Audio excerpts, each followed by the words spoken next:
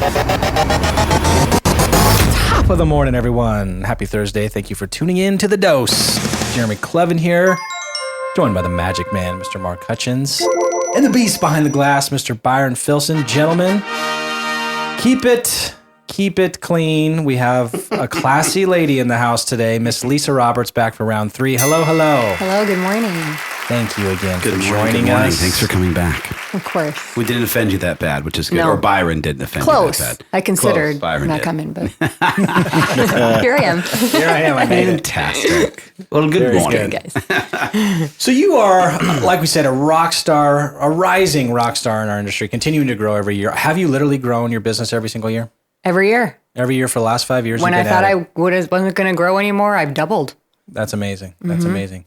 So right now, let's talk about, as a Dose listener, you've heard us talk about, the pillars of your business, so what are those pillars for your business right now? And, or what are the things that you're doing right now to generate business? Because again, I know where you started. We talked about the rentals and how you follow up and turning those people into buyers. But right now, as your business has continued to evolve that it is today, what's today look like in terms of generating business? My business now has definitely evolved differently than it was when I first started because I'm getting a lot of referrals, more so than I was in the beginning. Because You I just got one on your phone 5 minutes ago. Literally. I did. Literally, Can you guys. read She this? goes, Can you read this to everyone? You don't have to- you can leave the name of the client on it. Yeah, Obviously, sure, so no one sure. steals it from you. But Let's it's a see. great, I love, she's like, look at this. This is what I'm talking about. Oh my God. And there comes a Zilla Lead right now, too. Look at that. We're going to talk about that in a little bit, too. Hi, my name is Dallas. I got your name from Bleep, bleep. past client.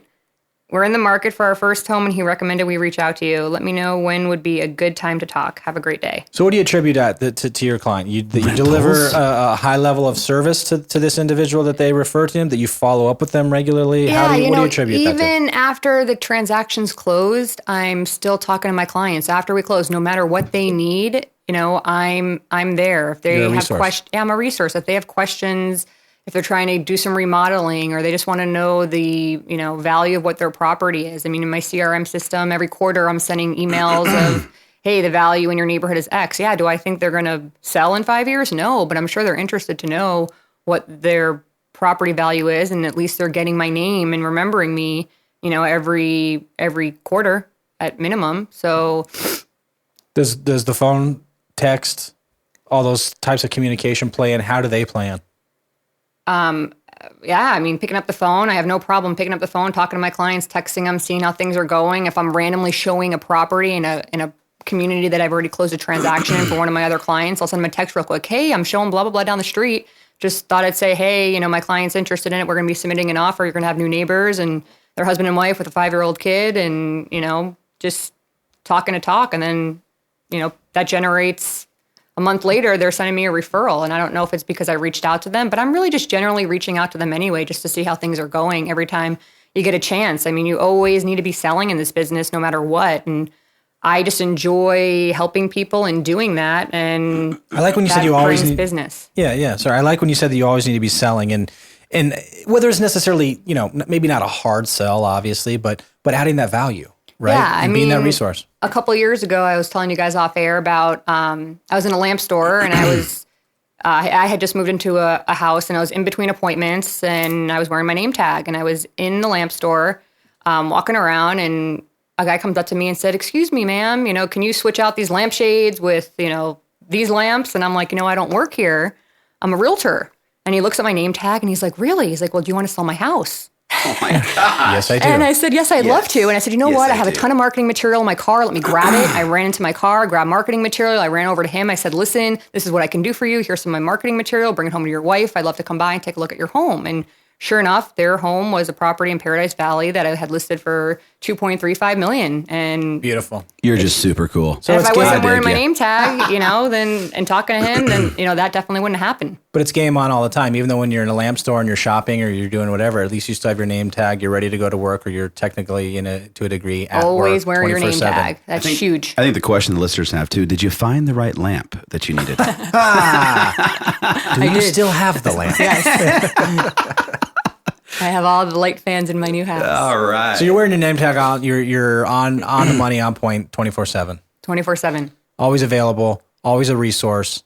Are you constantly trying to reach out to people, seeing, what they need, what resources they need, who you can refer? Do you have a referral network that you put out to people? Of course. I mean, I have vendors for everything you could think of. I mean, I even have a high profile client where their assistant is always texting me, hey, who can I reach out to, for bugs, for, Handyman, electrical, yeah, paint, so many different things. Huh? And she told me I should open up a business because I have all these referrals. But, that's not, of course, what I'm in the business Do you want to be Angie's but, list, Lisa's list? Yeah, right. No, thanks.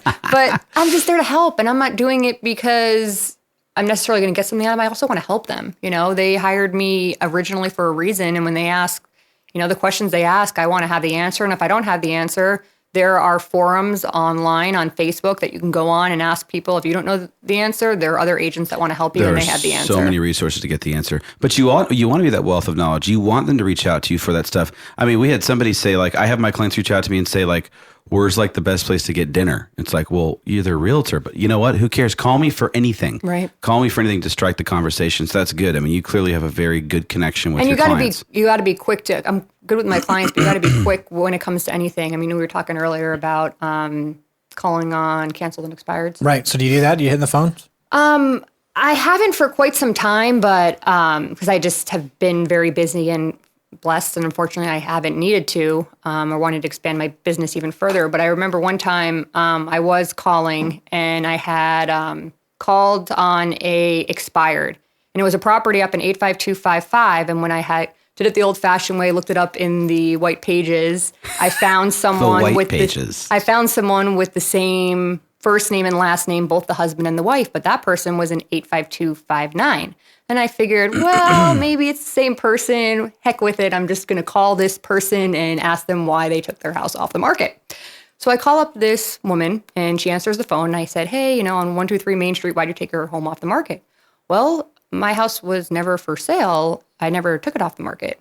Oh, you didn't live here? No, I didn't. Oh, well, that's weird because... Do you want to sell? I said, yeah. I said, well, are you interested in selling your property? As a matter of fact, me and my husband were just talking about it. I said, you know what? That's fantastic. Why don't I come take a look at your home and see what, the value is. Sure enough, ended up selling our home in Scottsdale Mountain for 1.3, and that led to them buying 3 other homes and referring me to probably 8 other people. That one phone call that I made that was... the wrong person. Wrong person that turned into the very right person. That's a beautiful thing. I love that story. Yeah. Yeah. I mean, that is too cool. People that get frustrated, obviously, crazy. That you're like, oh, I made 100 calls or 200 calls and I didn't get anything from it. Well, I mean, the next call could be only this takes very one. same thing story. with open houses. I mean, it only takes one. I'm not huge on open houses and picking up tons of clients, especially when I first started in my career. But you know what? I sold a $1.7 million house to a buyer who walked in at an open house, and I was sitting someone else's house open. And happens all the time. You know what? There might have been 20 open houses I sat where I didn't pick up a single buyer. And but it takes one. It takes one. And then, I had their house on the market for 1.7. It just, you never know where you're going to get the business from. And you always need to be on your A game and working hard and having knowledge. Yeah. Okay. That's a good point too. I feel like people, they always say, oh, open houses or homes never sell through open houses. I feel like in the times that they do sell, it's the higher price points. It just happened over the weekend. Yeah. Just last weekend. Yeah. I dealt with it with a new agent. He sat the listing. He called me. He's like frantically, his first open house ever, number one. And he's like, oh my gosh. He's selling the home on the spot. On the spot. So, I mean, Jereme and I see it all the time because it's different. We see it on a large brokerage level. But I tell everybody, it happens not only once a month, multiple times a month. And it is sometimes double dipping. It's sometimes just an agent who's sitting in the open house for somebody else. Right. But it happens more frequently than not. So you don't do any open houses? No, I do. And you know what? You do. And now that I'm doing them, I really do them for the reason for my sellers. I go in there wanting to sell their home. And my time is extremely valuable. And I used to do open houses thinking, oh my God, I hope I pick up a buyer. I hope I pick up a buyer. Well, now I go in there saying, I hope I sell this house. So I'm passionate about the house I'm selling. But of course, if the person in there is not interested in the home, well, let me find out what they're interested in. And of course, I educate them and let them know, hey, I'm not like 95% of the other realtors out there. I won't bug you. If you want to use me, great. If you don't, great. If you want to share your contact information with me, great. And I'll, send you over a couple options based on what you told me. And if you're interested in working with me, I'd love to. I'm a master negotiator. And if you don't and you're not ready, that's okay too. So is the focus of your business really right now derived around listings? No, I've got buyers too from my rentals that I deal with. I mean, I put them into rental properties and find them homes. I mean, I have a client who I had never met 2 months ago, called me up on one of my rental listings that was furnished. I put her in there for 3 months. Sure enough, earlier today, just took her out and we're writing an offer on a property, yet she's not moving into her rental until April 1st. It's pretty early in the morning to be working. Yeah, it's really early right now. It doesn't matter what time it is. If right before work, if they want to get up That's the hustle. at 6 a.m. and the place is vacant, I'm there. Love it. Love it. That's awesome. So not hitting the phones too much, not doing, well, you're doing the open houses, but not an overwhelming amount of them. I mean, just business is just falling out of thin air for you. This is just magical. Hey, my motto is everything I touch turns to sold. So people just want to come to everything I touch turns to sold. Well, it's all falling. I'll tell you why. You're in the perfect money zone where your first 2-3 years of hard work, determination, and hustle, as you said, and just getting up and making it happen is now turning into what it should be, a commission check. Are you farming? Because that's how it happens. Yes, I am farming too. I continue to farm. So how long did it take you in this business, or when did you realize that you wanted to become, first of all, a farmer, aka a lister? I farmed from the beginning. Hey, working under Mr. Andrew Bloom, I learned to farm from the best. He's a farming machine, and farming is super important. And you know what? You can't go and farm in one area for a couple times and then go to another area. You just need to keep farming. And you know what? I would farm 2 rentals because that's how I'm still passionate about those rentals. And even if they're looking to lease, well, if they're looking to lease for a year or two, well, after that year or two that you find them those tenants, then they're going to buy or sell. So you're farming rentals. I love it. Farming everything. Any other specific communities you're farming right now that we can reach out to any other competitive agents and tell them to stop? You know what? Anyone can go ahead and try to compete. One farm area that I work is Paradise View Villas in Scottsdale. I mean, I probably have almost 100% market share in there. Where's that? I'm sorry? Paradise View Villas. Okay. And it's it's just $250,000 condos, but I know everything about them. I mean, everything that there is to know. And I'm present for the showings. That's another thing that's so important when you have a listing, to be present for the showings. And I let people know about that community. You're right by Silverado Golf Course. You can bike up and down the canal. You're right by Talking Stick. You're right in between North and South Scottsdale. So you dominate that little marketplace. The rental amount of money, if you were to buy it, as a second home, is going to be between this and this. You know, all the different things you need to know about someone that might want to be buying it as a primary or a second. Minimum rental per the HOA rules is 7 days. You just need to know everything you need to know about your farm area.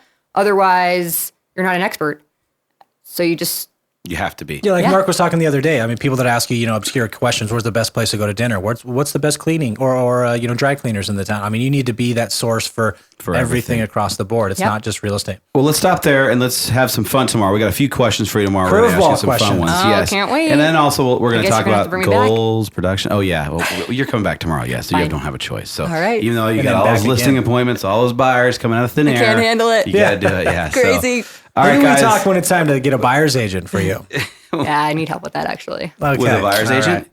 Right. Buyer's agent, assistant, something. Oh, well, we'll have to talk offline with that for you. Yes, we will. We will. So nothing to plug today, guys. Have a great day. Tune in tomorrow for more Lisa Roberts. See ya. Have a great day. Bye-bye.